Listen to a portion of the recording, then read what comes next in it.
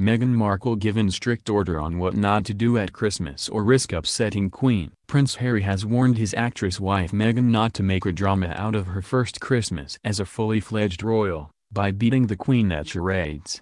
The former Suits star has been advised to play down her skills as she joins in the royal fun and games over the festive season. Aides revealed the Queen likes to give her own royal command performance on Christmas night, when she reels off her impersonations of world leaders, VIPs and stars she's met during her travels. Harry is desperate to make Christmas at Sandringham, his grandmother's Norfolk estate, perfect, and has a guide of do's and don'ts to ease Meghan into the sometimes bizarre traditions. Harry, who arrives in Zambia tomorrow for a 2-day solo official visit, has made sure that when Meghan and her mother Doria Ragland arrive, they will know how to navigate the Christmas with the royals. One aide explained, "It can be very confusing. The jokes and presents are very cheesy, the life is grand, the protocol is unbending, and it terrifies the life out of incomers. They don't like show-offs, especially newcomers who show off." The Duchess has to resist that American urge to win at everything. The whole family likes to play charades on Christmas night, and she must never beat the Queen, who is a fine actress herself. Harry has also cautioned Meghan not to speak out against the royal family's traditional Boxing Day pheasant shoot. Meghan Markle is being briefed about the do's and don'ts she must adhere to for Christmas Day with the Queen. It may not be her first time at Sandringham for Christmas, but Meghan is still receiving advice so she does not put a foot wrong now she is Duchess of Sussex. Meghan will join her husband Prince Harry at the Queen's Norfolk estate, after already spending Christmas in Sandringham last year. Despite not being married to Harry at the time, the pair will attend St. Mary Magdalene Church with the Queen, Prince William, and Kate, and other members of the royal family for a Christmas Day service, before heading back to the royal estate for a traditional dinner and games. But before Christmas Day activities get underway, Meghan and Harry will receive a very important phone call. The Queen's equerry informs royals a week before Christmas what time they must arrive at Sandringham House, and in what order. As with official events, royal protocol insists the Queen and Prince Philip are the last to arrive as they are the most senior members of the royal family.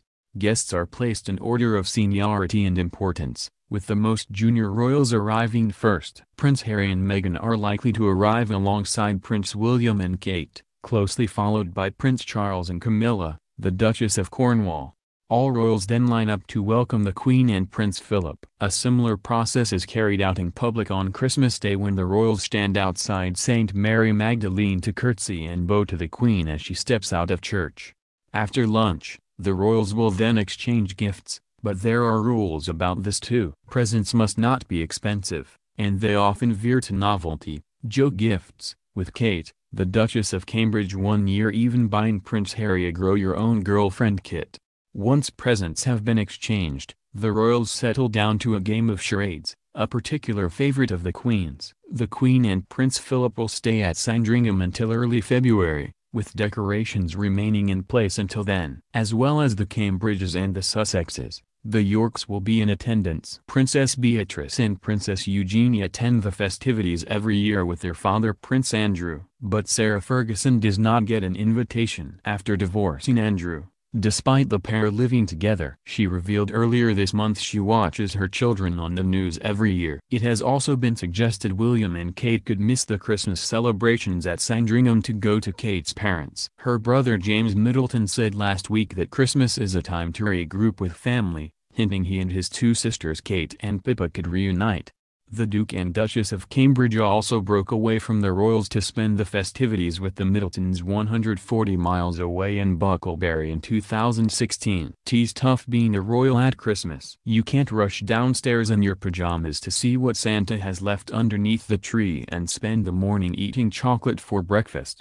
Instead, the royals have some strict rules and protocols to follow on Christmas Day." As Meghan probably learned from last year, members of the royal family are told by the Crown Equerry a week before Christmas in what order they must arrive at Sandringham House and at exactly what time. Any family member who has been invited to holiday with the Queen and Prince Philip must follow these rules. Royal protocol is normally worked out according to precedence and seniority, with the most junior and least important arriving first. Prince Charles, the Duchess of Cornwall, Prince William and Prince Harry are always the last to turn up, except from the Queen and Prince Philip.